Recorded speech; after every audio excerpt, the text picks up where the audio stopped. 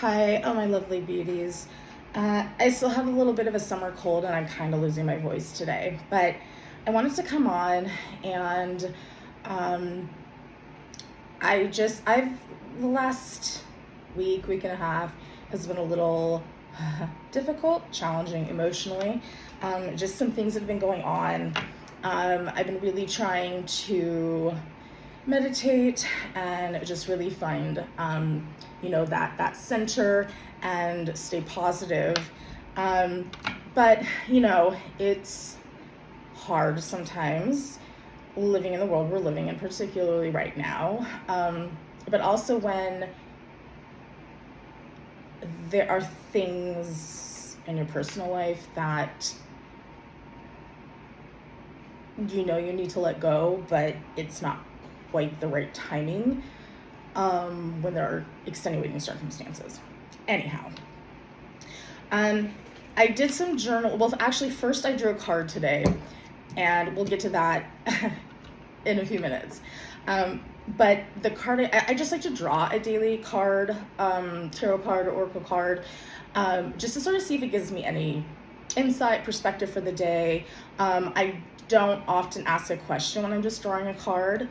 But I did just ask today, what can I learn for today? What is a message for me today? And the card I drew just really reiterated some things for me. And I really feel that there are others out there who will identify, hold on, we're gonna move this a little bit because I don't like where it's at. Okay, I'm gonna stay. Okay, if this is no longer, okay. If I'm not in frame anymore, I apologize. I look forward to your emails. Anyway, but then I did some journaling, and this is just sort of what came out of journaling. I don't know how many other people sit down to write with a certain intention, and then what comes out is what comes out. Writing has a mind of its own. And even when you go to it with a very specific intent, often that changes. But I feel like this is something that's very relevant, and I just sense that a lot of people are thinking about the same thing and struggling with the same thing. So I'll just read a little bit of what I wrote. And out of the way.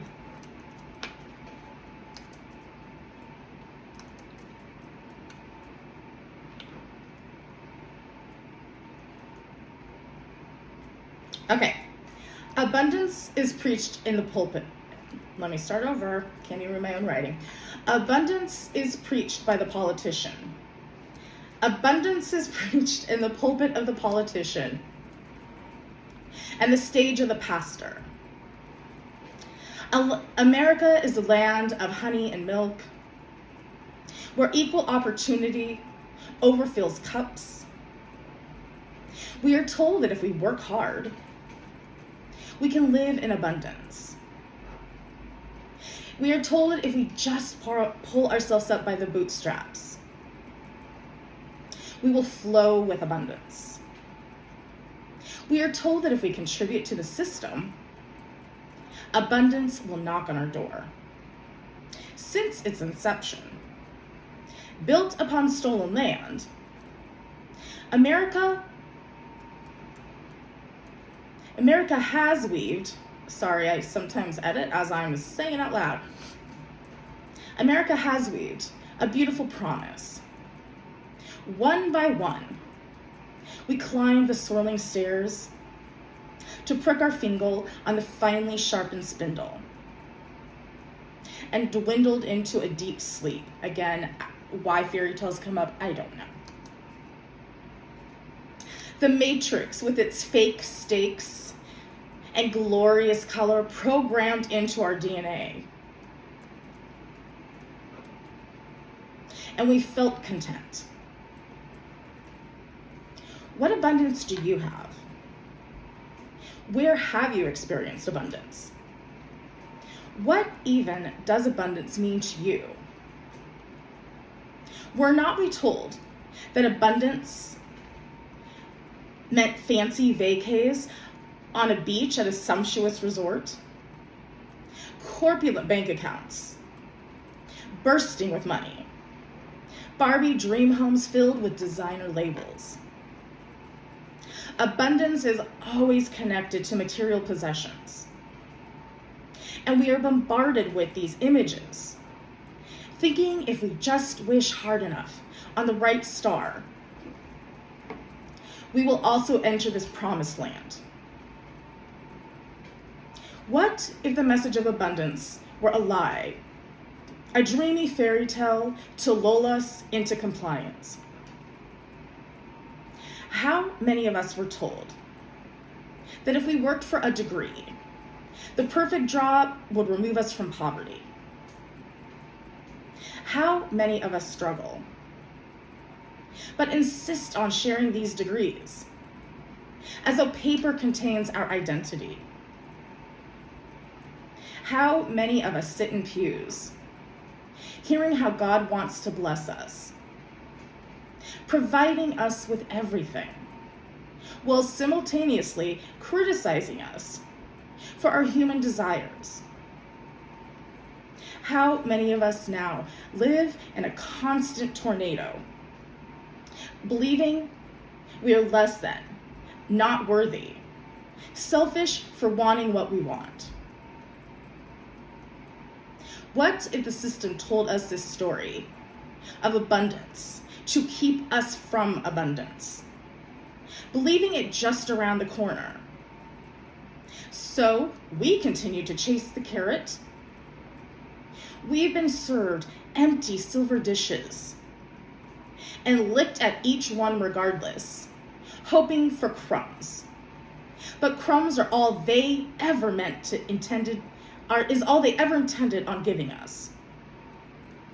Let's unplug and take back the power.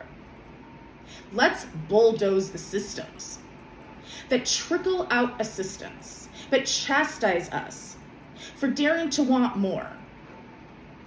Reel in the tangles of our flesh that they have unraveled for years, telling us we are worthless, sinners, and too much or not enough. Our value does not live in any external system or function. It dwells deep within our soul, and we alone determine our worth. Again, like I said, that wasn't really what I intended on coming to journal about today. Sorry, we're just making sure this camera's all right. I don't know. Okay. But for some reason, the song America the Beautiful started coming through my head. Don't know why. It was very random.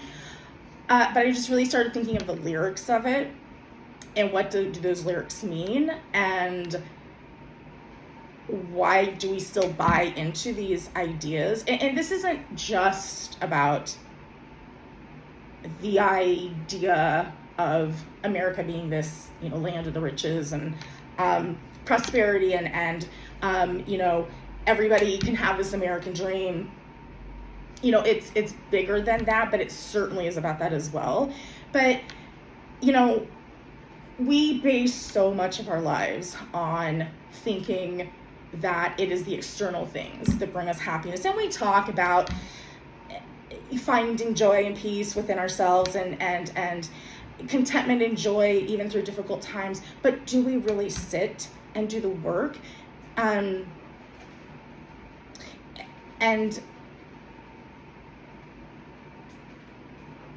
confront these ideas and where they come from, what they stem from, who do they really work for?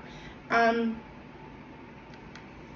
think sometimes too, we're so connected to the external, to the material, and that's not always a bad thing. And obviously we live in a world where to some degree we have to think about those things, but to what extent though? At what point do we truly stop believing that our value and worth comes from anything external?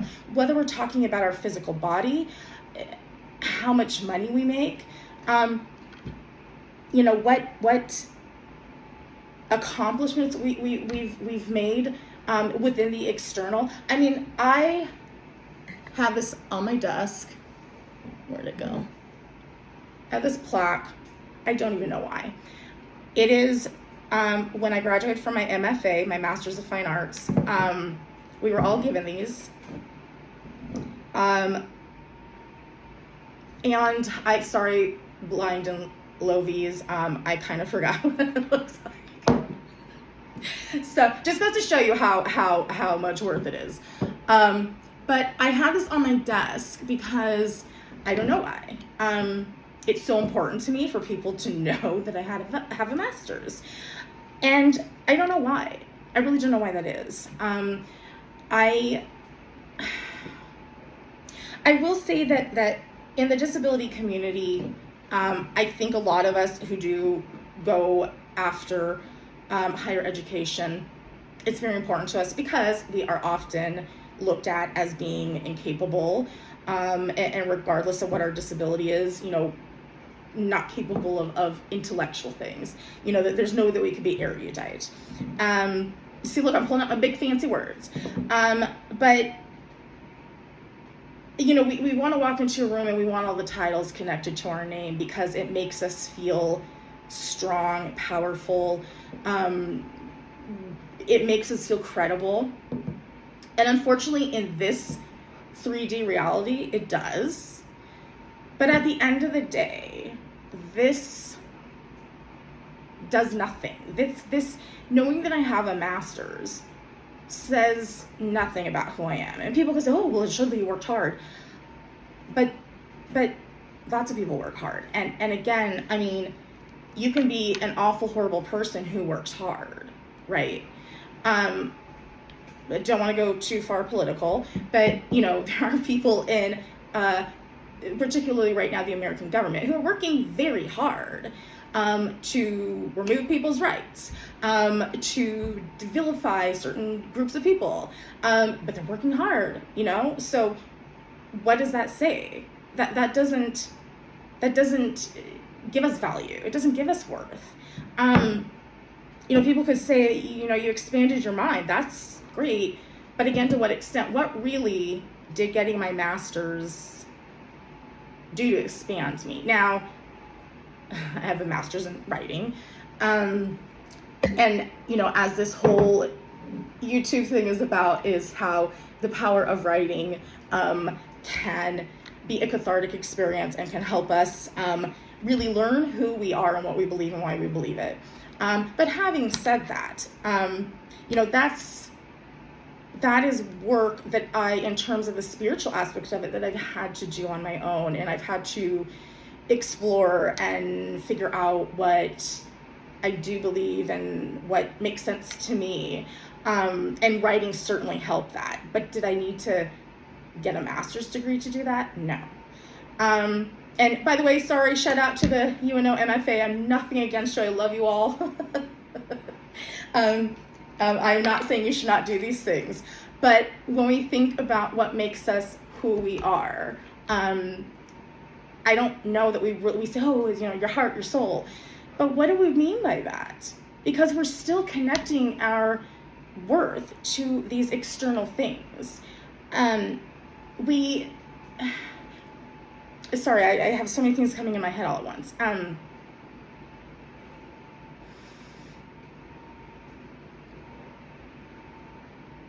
Let's sort of get back to abundance, because,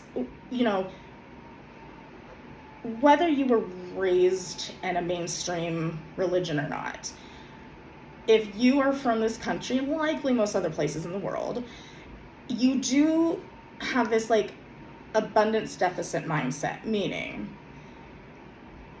when you want something, whether it be human connection, whether it be financial, a bigger home, whatever it is, a new car, we immediately feel selfish and guilty, most of us do, for even daring to think in our own head that we have a desire or want that. But that's not wrong. It's not wrong to have those desires, to have those wants, and in many cases, those needs. There's nothing wrong with that. We should live every day in abundance. And I think it starts with redefining what abundance is. Because again, we live in a world where we certainly need things like a house and income. But, at the end of the day, those things don't nourish our soul. They certainly help with the external. But I'm sorry, guys. I'm just as soon as I say a thought, I have another. We need to live in a mindset of abundance every day. And this is so antithetical to anything I was taught growing up. And it's been a really hard lesson to learn and to embrace. But I am at a point where I deserve so much. I want everything. And I shouldn't be ashamed or feel guilty for wanting that. But I also think redefining what abundance is and what it means to us is a very helpful thing as well. Because when I really boil it down, what I want is freedom and stability and safety. And those things can come in a variety of ways, not just through material things. So I just kind of want to challenge everybody to think a little differently about abundance and oh my God, I keep looking this way. I'm sorry, guys. Okay. This is another thing I need to work on, because I've had people literally DM me and oh, you're not looking at the camera. So now I get all in my head about it when I'm filming anything. So I apologize, but I don't apologize. Sorry, not sorry. There we go. So anyway, if you have a problem with how I look or don't look into the camera, then maybe this isn't the right place for you. So this is the card. This is such a disjointed thing. Okay, I'm so sorry. Okay. I wrote down what's on this card so I say it exactly. Okay.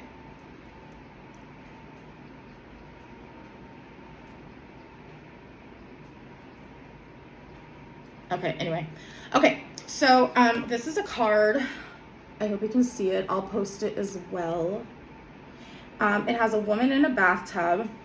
Behind her there is a window with the moon shining, and I think the moon is also reflecting off of a body of water. The woman's in a bathtub with roses in it, and candles are lit all around her. And the card reads, "You're worth every desire, every dream. Demand what is yours.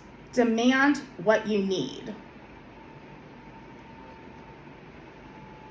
And then for anybody who's into the numbers and numerology and all that, the number 19 is on here as well. So if that has any meaning for you, there you go.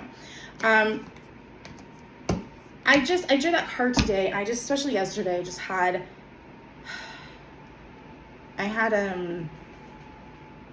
another emotional day where I just, I had to do deep breathing. I kept, kind of repeating some often said, affirmations. But I just kind of started getting back into that mindset of it wasn't necessarily, it doesn't necessarily turn into anymore about how, I don't deserve it, but more it's not going to happen. I'm not going to get it. This is it. This is just it for me. And, manifestation works in both ways. Manifestation is all about working with energy. And when you are constantly in a negative energy, that's what you're going to manifest. Whereas if we can find a way to stay in a I say stay, but listen, this is nuanced, okay? Because again, I've said this before and I'll say it again. I am not about toxic positivity, we need to stop and feel our feelings. We're always going to be along our path challenged, and those challenges will be hard sometimes, and those challenges will make us feel things, and that's okay, and that's natural, and that's how it should be. And if we need deeper assistance with mindsets and mental health, please seek a professional. Always look for a therapist. But having said all that, when I say our energies, I just mean we might wake up and we might have a fucking headache. Oh, sorry, YouTube. I've been trying to be so good about what I say. The kids may have made a mess in the kitchen, making waffles. True story. Maybe there's a bill you forgot to pay, and whatever it is. But we can still wake up and find that balance and say, okay, that sucks, but I'm still going to sit in this energy as opposed to this energy. I'm still going to go about my day knowing I need to take care of this thing. Maybe I need to rest today. Maybe I need a little time off today. Maybe we don't have to be so structured today. Maybe, guys, I'm really sorry. I keep looking off to the left. Maybe I should just move the camera over there. This is ridiculous. Oh my God, I'm so sorry. Okay. But, if we can maintain that energy, we are more likely to manifest the positive things. And again, wanting to manifest material things, that's fine. There's nothing wrong with that. But I also think putting an emphasis on manifesting, developing our spiritual side and developing our connections with other people, developing our mindsets, I think is where we really need to start. Because when you start thinking differently about these things, you start to realize how messed up a lot of our thinking is. And how a lot of that thinking is what truly holds us back. Now, again, listen, I'm a disabled woman. I am well acquainted with how the system wants to hold some of us back and wants to put very rigid restrictions on what we can and cannot access and how much of we can access. So I in no way want anyone to think that I'm suggesting that, think positive and then all that goes away. That is not true. But if we are deeper connected to our soul and our heart and the people we care about, we can endure the material side of it all, I think, a little bit better. And that doesn't mean we don't fight for these things. We don't demand justice in the external. But I just think that we need to root in a little bit more to our inner self and into deepening connections with the people we care about. I will kind of leave it there. And one thing I want to say, this might be a little witchy woo-woo for anybody, but if you do ever feel just negative mindsets coming on and you just can't really stop them, one thing that I find very helpful beyond meditating or doing a physical activity is to place a circle of protection around you. And I don't typically use anything physical. Some people might use salt, some people might use sage, what have you. I just sort of use my own energy, and I do visualize a circle around me. And I literally just say, all malicious and negative entities, you're not allowed and you must leave now. And if you truly, believe your words, at least for me, that's been a really great way to clear the headspace. And then also transmute that negative. Okay, sorry guys. My phone was alarming. Anyway, just to wrap this up, so I'm talking about transmuting that energy.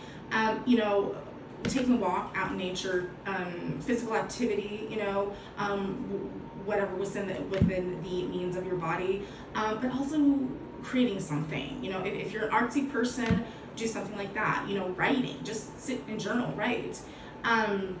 You know, anything, like if you like to sing, I don't care what your voice is. If you like to sing, music is so magical. Musical, and I don't even care what music it is. Listen to music, sing along with the music. You know, that music literally has energy that can go through your body and shift things. Just, you know, things like that to get you out of the negative headspace. And again, if we were talking about something deeper, you know, please see a mental health therapist. But, you know, for those days we're just a little down and we just can't really shake the negativity, just try some of those things and see if that works for you. But on that, I will leave it, and I am leaving at the end of the week to go to California. So I have a little anxiety, just because I always do when I travel. I just want to make sure I have everything that I need and packed. Fortunately, it is just me, so I only have to worry about myself. But anyway, I just love all of you watching this. And if you have any of your own ways of dealing with negativity, I would love to hear about that. So, yeah, everybody, hope you had a wonderful Monday, and hope you have a great week. And hopefully I can post a few more videos before I leave, or at least while I'm in California as well. So, to all my beauties, I love you. Have a great day.